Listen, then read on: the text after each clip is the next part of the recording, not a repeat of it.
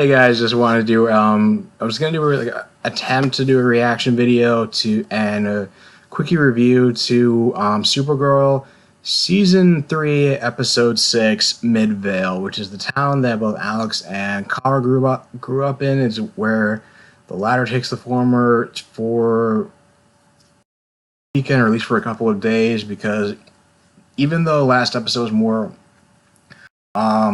Lena-centric, a thing that's kind of been building up over the last few episodes is basically the inevitable breakup between Alex and Maggie. And last week's episode, if you watched it, it ended with Alex being in the alien dive bar, drowning her sorrows, and Kara just thinking that it's probably best to just take her away from the city and all the DEO responsibilities, and just kind of like be around their mother just to kind of recuperate and everything like that. But I guess we're going to focus more on a flashback that kind of focuses on, like, I guess what was supposed to be like laid the groundwork for how they went from just not being able to stand each other because Kara being adopted, and it led to Jeremiah's disappearance, and Alex being constantly pressured into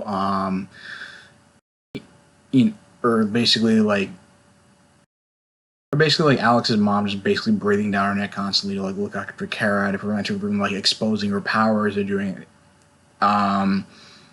anything to expose her powers, and just how it became less antagonistic and more the solid bond that we see nowadays, and how basic, and just kind of how it's nice that I enjoyed season 2 a lot, but I do understand there were criticisms about it, that it felt like it didn't focus a lot on the Danvers, on Kara and Alex's relationship, which is why there was actually a preference to season 1 over season 2. So it's nice that they're the show's addressing that, and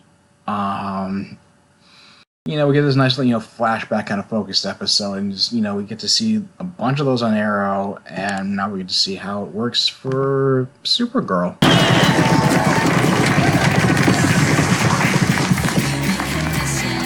Hey, Alex.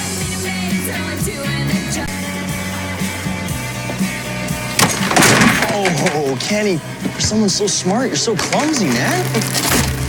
So clumsy. Come on, Jake. Jake, enough. Bye. Treating me like royalty. What do you mean? It's amazing what people will say in front of you when they think you're invisible. Invisibility, huh? Is that your superpower, Penny Lee? Yeah, but the asthma is what gets me the girls. Found on the side of the Highbury Road. Copy that. Charlie 17. Great, Ralph.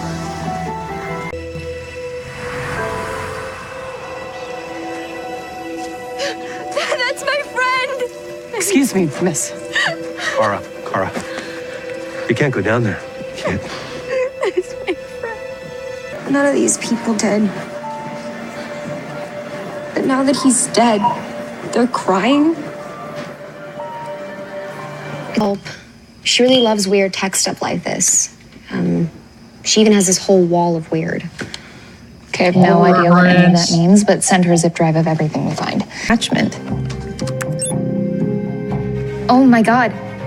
Is that Josie? And Mr. Bernard. Mom?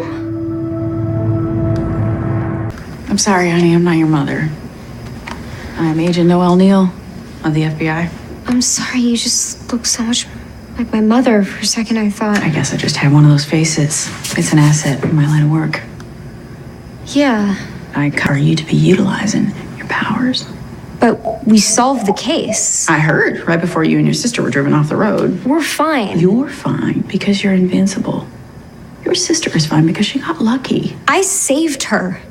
I solved a crime. I can do what Superman does. No, you cannot. You are 15 years old, and as long as you're living in this house, your powers are a danger to Alex and Eliza. What?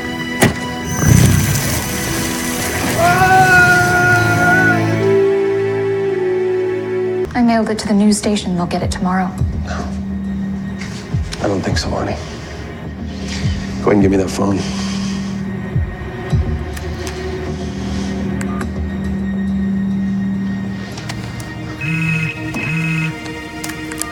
Alex, you have to get back The here. stadium, he's here. Here.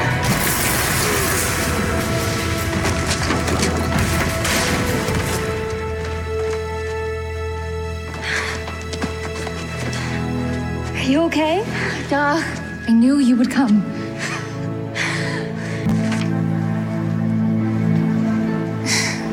He knew. And he didn't tell. The last time I saw him, he tried to kiss me. I panicked. But if you were here, I'd kiss him in front of everyone. He liked me. All of me. So I gotta say, it was definitely a pretty solid episode considering it was focused on all flashbacks. I mean, the actresses playing the teenage Alex and Kara, they're just like, they really, I mean, they like the casting, the acting, it was really, everybody has got it down as far as like looks and mannerisms. Like it just felt like just teenage version, like legit teenage versions of Kyra Lee and Melissa Benoist. And I mean, it was kind of a familiar premise. Like they have like Alex. I didn't realize like, and I guess I never realized this because it seems like, I guess like during college they showed her in like flashbacks where she was just like kind of like a party girl and is more kind of like a grunge phase, or at least they apply that in the flashbacks. And maybe this happened like after she got shunned by the popular kids. Yeah, but I never realized that she was a period where she was part of the popular kids, and apparently this clearly takes place after, like at some point, like right after real Hank Henshaw, I guess like right at forced course like the Jeremiah into working for the DEO, and like and also like right after he went missing and was murdered, and then they had like John Jones taking his place, which was kind of cool. It was a nice like callback that his appearance in the flashbacks, that he did like live up to that promise. It was, I think it was like episode like 117 from season 1, where like in the flashbacks, like he made a promise to Jeremiah as the one of his last dying wishes to look after his daughters, even though we kind of knew that, we found out later that Jeremiah is still alive, but I guess because of, I guess pretty much like, but I guess the only reason is that, just to address this, that the reason we're probably not going to be seeing like Jeremiah again is due to the fact that he's pretty much like very like right wing and a reluctant and like a semi-reluctant Trump supporter, and given like how left wing everybody, the creative team on this show is, like I don't think we're definitely not gonna be seeing the dad anytime soon, and it's clear like that's why they dropped that storyline, the search for him.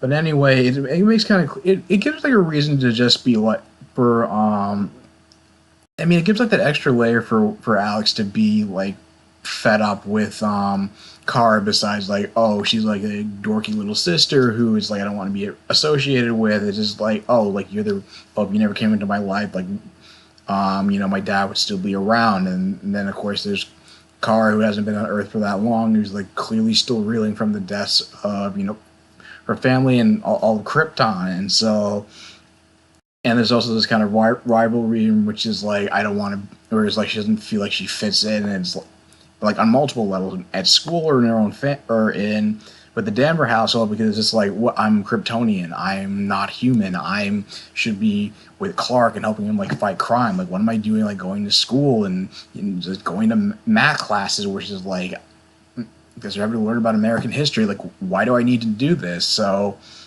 it doesn't, I mean, like I said, they feel like kind of familiar premises, but then there's like I said, like the whole like circumstances for which both Alex and Kara both lost like respective family members at this point in their lives. Like, it acts like an extra layer for the whole schism between the two of them. And it was cool that they had like and it was cool. Like, I don't know what it was about her Kara's interactions with Kenny. I don't know if it was like when they were like, looking at the stars with this telescope when they were sitting at lunch. It just felt like I got some kind of vibe from him that he knew um that about, you know, Kara being an alien even before that whole like photo reveal for some reason. Like um and I think it's probably like a line of dialogue from when they were looking at stargazing. But anyway, the fact is like he has like a telescope that's able to like,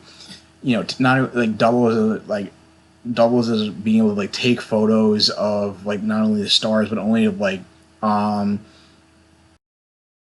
but also just like also like stored it on his lap, and also he can like take pictures and like stored like digital photos on his laptop, which makes it for why he's like very like nosy person. And it almost feels like it has they're almost like little like inklings of like Riverdale that kind of like seeped into this episode because of the fact that it's like he had so much dirt on people to the point, you know, from, you know, the quarterback, you know, doing pot, and who was basically bullying Kenny before he was murdered, is the point where, you know, even Kara's just ready to. She knew that there were like so many people who like hated him, and Alex didn't want to be affiliated with him, even though she admitted that he needed his help for like tutoring, and even though I guess wanted to be, you know, I mean, it's like, I guess like in hindsight, you know, she didn't. It's not like she hated Kenny, but also it's just like peer pressure prevented her from being self-conscious about being around him. And so it's like then you have Kara, who is like, you kind of see like inklings of like how like, you know, hot-headed she can be, you know, going around like accusing the quarterback of the murder and thinking like, oh, maybe Kenny's dad was responsible for the murder because of how upset it was about, you know, focusing on the, you know, his damn telescope. And then you have the red herring about well, sort of red herring because like you have like Alex's friend Josie was basically sleeping with their math teacher, and you know and like doesn't realize that, you know, it's still like, even though like, and even it was more the red herring where how it's like they were almost like ran off the road because like Alex reported it to the local authorities and just thought like, oh, the math teacher killed Kenny because he didn't want to be outed for, he didn't want to go to jail for like statutory rape or be sleeping with a student. And then of course but he still did go to jail just because of the statutory rape charge alone, and Josie being, you know, pissed off at Alex for outing it and thinking he's like, oh, I'm only 17, like nobody's gonna care about it in like 5 years or something like. And also this is the fact that, but I mean, it wasn't so much of a red herring. Like he wasn't even if he wasn't guilty of the murder. Like he was still guilty of, you know, being a sexual predator. So, there's and then of course you figure out that, oh, it's later on how it's like the sheriff was involved in like dealing drugs, and Kenny had photographic evidence of his involvement, and I guess presumably couldn't go to local authorities because they figured it's like, oh, like the sheriff, the guy's gonna cover it up. So, and I like this like Smallville reference, and you know, to Chloe and, you know, Erica Durant. You know, I'm glad they're being able to use her as much as they can in these episodes, and it doesn't feel like totally forced either. It's nice that, you know, they're taking advantage of the fact that it's like Laura Benanti, as awesome as she was as Astra and Laura, you know, her Broward commitments, like they probably didn't want to use her. They probably couldn't use her to the full as much as they would have liked to. The showrunners, so I feel like now they're just trying to, like, you know, just double down on like how much they introduce Laura into the storyline. Like I said, like the actresses who are playing like young Alex and Kara are really solid, and I kind of like how there's like all this like shady stuff going on in basically in Midvale. It did kind of feels like this kind of like, oh, look at the creepy stuff going on in this small town. Like, it have a little bit of inklings of Riverdale, or from what I've seen. But it was cool that it was like she managed to like save the day and like come flying to her rescue and just like knock the cop out just with the rubble and like still keep her not and still not and like he still could never like expose Kara. And it was nice how they got to keep Kenny's telescope as kind of like as a keepsake and kind of and basically how their death was kind of like a bonding experience for them, and that they were able to, you know, and I like the lines about, you know, like when young Kara said, "I would rather be human than risk losing you," and Alex saying that, "I never had a sister before. I want to work getting better at it." We're both very like, they were great lines. I thought they were very touching, and I mean, it was kind of like a mixed bag where it has like, like I said, little inklings of Riverdale. So I think I'd give this episode like an 8 out of 10, just because of that, and I guess because like the segue into the whole flashback was like kind of flimsy, just because like I guess Alex was like in such despair and like present day that she was getting kind of snarky with it was like just becoming like a mean drunk towards Kara and saying it's like, oh, you don't get to like tell me that I should open up when it's like you couldn't open up about Mon-El's absent for 6 months. And you know, and like you have like Eliza who's like worried about Kara saying this, you know, it's like I can't afford to let, you know, like I can't afford to be human, I can't afford to be vulnerable, even though Eliza says that she has every right to be, like it's not a bad thing for her to just be emotionally closed up. But I guess that's going to be like a continuing arc in this season, and I guess I like the flashback. It's kind of like how, like especially in the first season of Arrow, where it's like you see how he, you know, loses a little bit of his humanity, and how in present day he gets a little bit of that humanity back, or I should say like the entirety of Arrow. Like I guess like more of a parallel here, where it's like Kara's learning it's not just a bad thing to be human, and like wanting to and being okay with attachments, where I guess in present day like Kara just kind of wants to like distance herself from human emotions, and I guess it's trying to, at least it's tying into the whole theme they're trying to go for this season. You know, what does it mean to be human, and it's so bad for Kara to be emotionally vulnerable. And I thought it was pretty solid, and yeah, just based on the preview for next week, like I don't know like where they're gonna go with this whole thing, considering apparently Mon-El's coming back, but now it's kind of, I guess now this whole theory is like, oh, they're just kind of having him come back just for the sake of her finding some kind of closure. Like where are they gonna stand with, where are they both gonna stand? Like, is it gonna be like some kind of imposter? Because like they didn't mention that Legion of superheroes were gonna have I guess play a bigger role in like the back half of the season at least. I know in the comics Mon-El became a member of the Legion of Superheroes, and presumably that's what ship they were on. And I guess that there was theories that that's who was on that ship that was like buried underwater, and so maybe that wormhole took Mon-El and pod into the future.